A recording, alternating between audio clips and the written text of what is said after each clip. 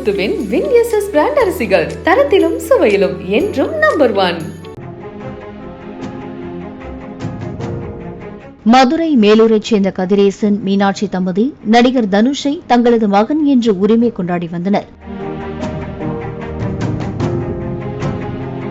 பள்ளியில் படித்துக் கொண்டிருக்கும் போது வீட்டை விட்டு தனுஷ் ஓடிவிட்டதாகவும் கூறினர். தற்போது டைரக்டர் கஸ்தூரி ராஜாவின் வளர்ப்பு மகனாக உள்ளார் என்றும், தங்களுக்கு வயதாகிவிட்டதால் பராமரிப்பதற்காக மாத உதவித்தொகையை நடிகர் தனுஷ் வழங்க உத்தரவிட வேண்டும் என்றும் கோரி பல நீதிமன்றங்களில் வழக்கு தொடர்ந்திருந்தனர்.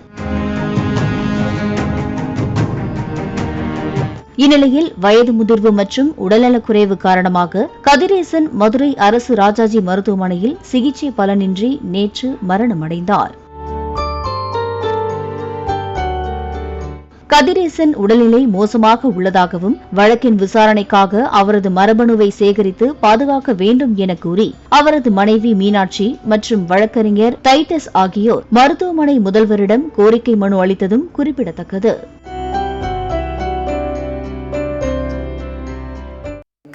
முத்துவின் வின்எஸ்எஸ் பிராண்ட் அரிசிகள் தரத்திலும் சுவையிலும் என்றும் நம்பர் 1.